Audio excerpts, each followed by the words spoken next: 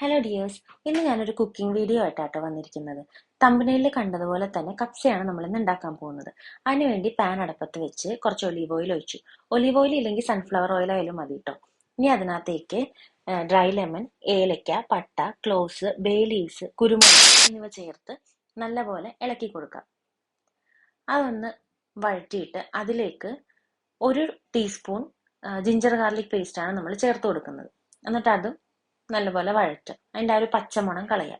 ഇനി അതിലേക്ക് ഒരു വലിയ സവാള ചെറുതായിട്ട് അരിഞ്ഞു വെച്ചത് ഇട്ട് കൊടുക്കാം. ഇനി ഇതിലേക്ക് ആവശ്യത്തിനുള്ള ഉപ്പും ചേർത്ത് നല്ലപോലെ വഴറ്റി കൊടുക്കാം. എന്നിട്ട് മൂടി വെക്കാം.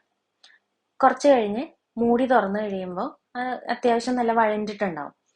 അപ്പൊ അതിലേക്ക് ഒരു 2 സ്പൂണോളം നമുക്ക് കപ്സ മസാല ആഡ് ചെയ്ത് കൊടുക്കാം കേട്ടോ. എന്നിട്ട് അതും നല്ലപോലെ ഇളക്കി അതിന്റെ പച്ചമണം കളയാം. ഒരു 2 ചെറിയ പഴുത്ത തക്കാളി മിക്സിയുടെ ജാറിലിട്ടൊന്ന് ഗ്രൈൻഡ് ചെയ്തിട്ട് നമ്മൾ ആഡ് ചെയ്ത് കൊടുത്തിട്ടുണ്ട്. ഇനി അതും ഇളക്കി അതിന്റെ ആ ഒരു പച്ചമണം ഒക്കെ ഒന്ന് കളയാം. ഇനി അതിന് ശേഷം ഞാൻ ഓൾറെഡി ചിക്കൻ മാരിനേറ്റ് ചെയ്ത് വെച്ചിട്ടുണ്ട് കേട്ടോ. അപ്പൊ ചിക്കൻ എടുത്ത് ആദ്യം ഫോർക്ക് കൊണ്ടൊന്ന് കുറച്ച് കുത്തിയിട്ട് ഒന്ന് ജസ്റ്റ് ഒന്ന് എന്തെങ്കിലും ഇടിക്കല്ലോ മറ്റോ വെച്ചിട്ട് ഒന്ന് ജസ്റ്റ് ഒന്ന് ഇടിച്ചു കൊടുക്കാം. അതിനുശേഷം അതിനകത്തേക്ക് കപ്സ മസാല, തൈര്, ഉപ്പ്, മുളക് പൊടി, തക്കാളി paste, ginger garlic paste, olive oil എന്നിവ ചേർത്ത് നല്ലപോലെ ഞാനൊരു 2 മണിക്കൂറോളം മാരിനേറ്റ് ചെയ്യാൻ വെച്ചിട്ടുണ്ടായിരുന്നു. എന്നിട്ട് ആ ചിക്കൻ പീസസ് ആണ് നമ്മൾ ഈ മസാലയിലേക്ക് ആഡ് ചെയ്ത് കൊടുത്തത്. എന്നിട്ട് മൂടി വെക്കാം.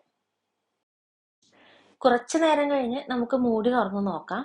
ഒരു 80-90% ചിക്കൻ വെന്തിട്ടുണ്ടെങ്കിൽ അത് ഓക്കെ ആണ് കേട്ടോ. ഇനി അത് കഴിഞ്ഞ് ലാസ്റ്റ് നമ്മളിത് ജസ്റ്റ് ഒന്ന് ഷാലോ ഫ്രൈ ചെയ്ത് എടുക്കുന്നുണ്ട്. അപ്പോ ഇനിയിപ്പോ ചിക്കൻ പീസസ് നമുക്ക് ഇതിൽ നിന്ന് എടുത്ത് മാറ്റാം.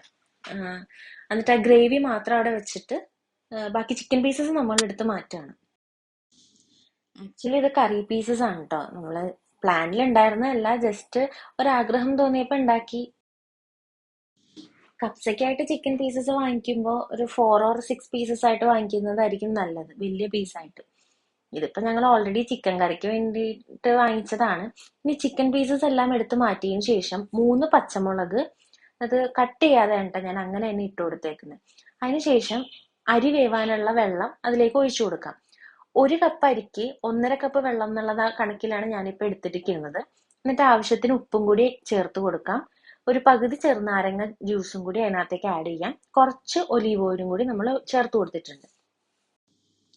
നല്ലപോലെ തിളച്ച് വന്ന സമയത്ത് ഞാൻ ഓൾറെഡി ഒരു 4 മണിക്കൂർ സോക്ക് ചെയ്യാൻ വെച്ച ബസ്മതി റൈസ് ആണ്.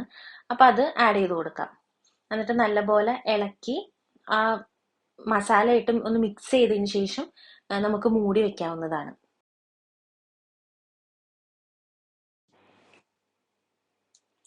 ഇപ്പൊ നമ്മുടെ കപ്സ റൈസ് റെഡി ആയിട്ടുണ്ട്. അപ്പൊ അതൊന്ന് ഇളക്കി അടിക്കൊക്കെ പിടിക്കാണ്ടൊന്ന് നോക്കിയാൽ മതി. അതിനുശേഷം അതെടുത്ത് മാറ്റി വെക്കാം. വേറൊരു പാൻ അടുപ്പത്ത് വെച്ച് കുറച്ച് ഒലീവ് ഓയിൽ ഒഴിച്ച് നമ്മൾ ആദ്യം കുക്ക് ചെയ്ത് മാറ്റി വെച്ച ആ ഒരു ചിക്കൻ പീസസ് ഇട്ട് കൊടുത്ത് ഒരു ഷാലോ ഫ്രൈ ആയിട്ട് എടുത്താൽ മതി. ഓൾമോസ്റ്റ് നമ്മൾ 80-90% കുക്ക് ചെയ്തതാണല്ലോ. അപ്പൊ ജസ്റ്റ് ഒന്ന് ഫ്രൈ ചെയ്തെടുക്കാം.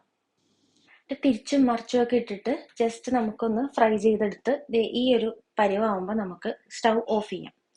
ഇനി അതിനുശേഷം നമ്മുടെ കപ്സ അതിനകത്തേക്ക് ഈ നമ്മൾ ഫ്രൈ ചെയ്ത് വെച്ച ചിക്കൻ പീസസ് ഇട്ട് കൊടുക്കാം.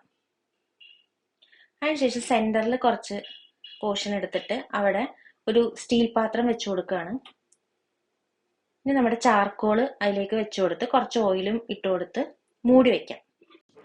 ഇങ്ങനെ ഒരു 1/2 മണിക്കൂർ വെച്ചതിന് ശേഷം സെർവ് ചെയ്യുന്നതായിരിക്കും നല്ലത്. ഇതാണ് ഞങ്ങളുടെ ഇന്നത്തെ കപ്സ. എല്ലാവരും ട്രൈ ചെയ്ത് നോക്കൂ. ഇഷ്ടപ്പെട്ടാൽ please do like and subscribe.